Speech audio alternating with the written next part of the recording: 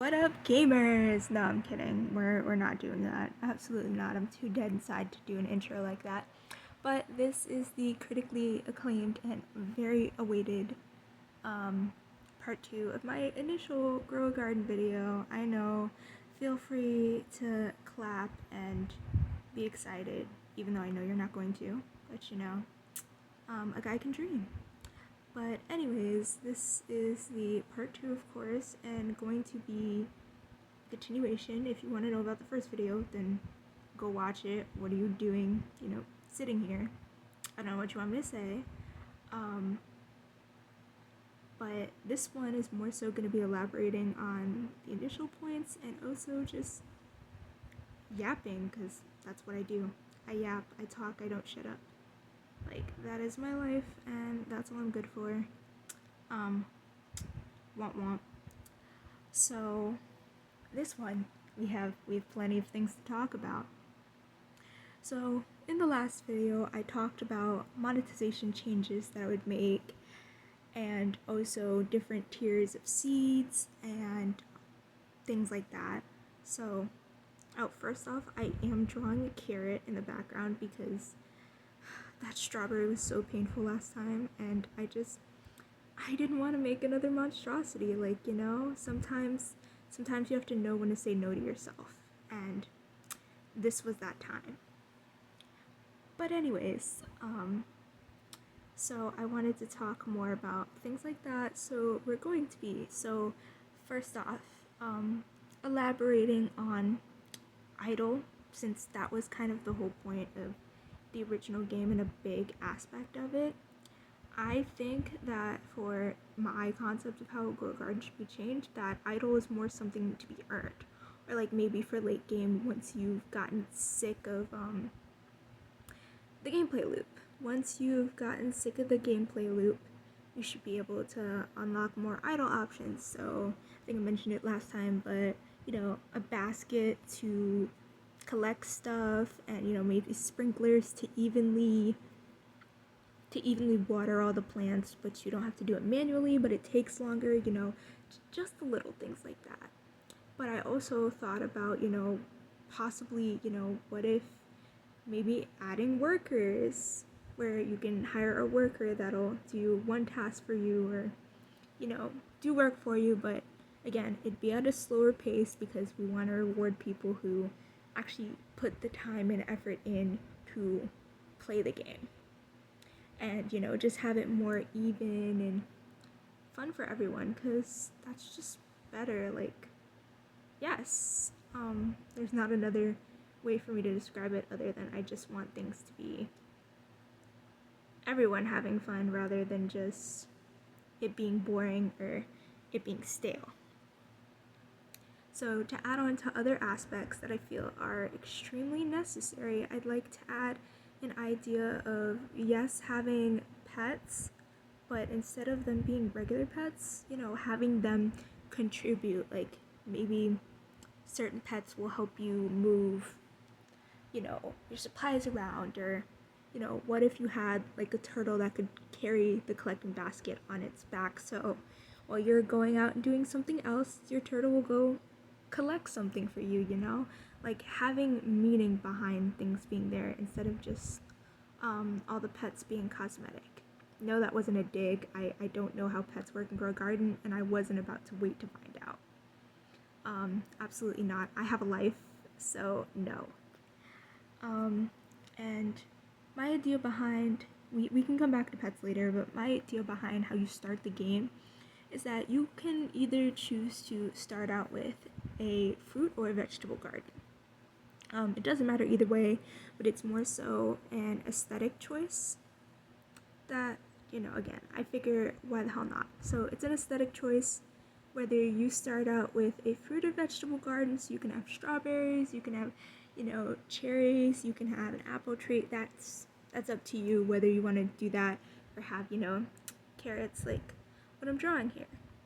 So you can start out with either or, and it won't affect later, and you'll be able to get the other ones or switch it up. But it's sort of a tutorial, I guess. So my idea was you have your home, and then you have the marketplace, And then there's also a garden index because I think it's a little boring UI wise to just have, it say all the time, oh, this does that, and, just that sort of thing. I think it's kind of boring, and it would be more interesting to have an index where it's like, this costs that, and you can make this profit from it. So you can really decide if you want to maximize your profit or go for an aesthetic garden and just overall what you want to do. Because it's more fun that way. At least in my opinion, you can absolutely feel differently. So that was my idea behind, hold on, I'm scared of that, I'm too lazy to start a new file. Right, so that was my idea behind that. And, give me a second, bro, I'm brain fogging right now. So that was my idea behind that. I also thought it would be interesting to add a element in the game where there's possibly, cooking, not at the start, but later on. So, like, maybe you could make a mushroom soup, and that's after you have the seeds for the mushrooms, you plant them, you grow them, and then you can keep them for later to have a soup or some sort of recipe to do instead of just selling them.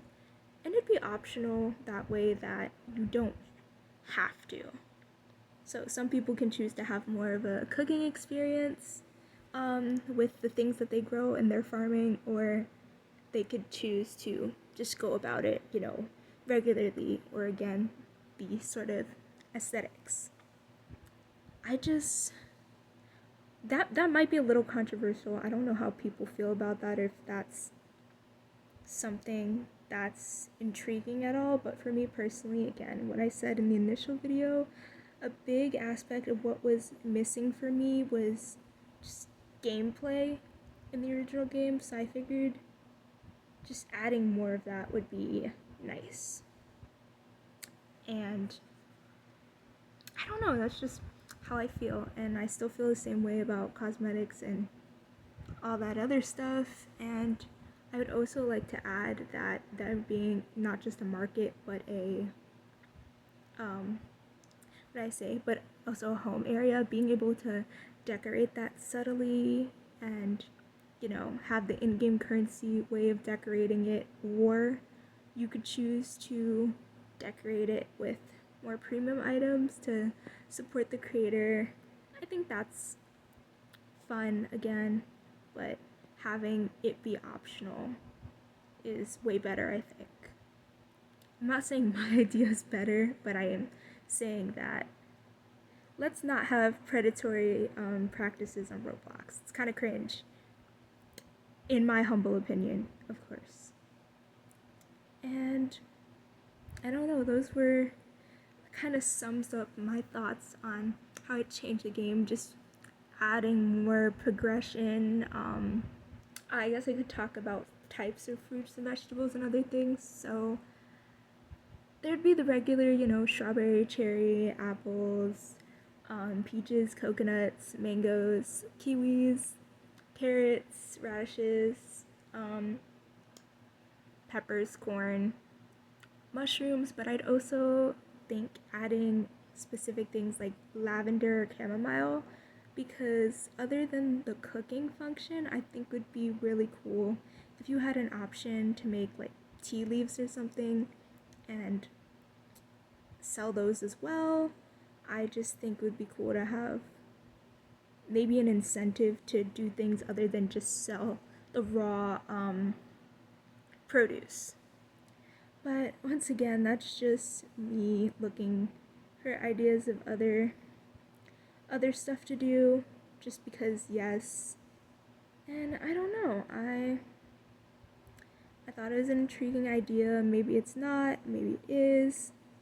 I have no clue. I don't know what I'm talking about, and I don't know what I'm doing. It's just an idea.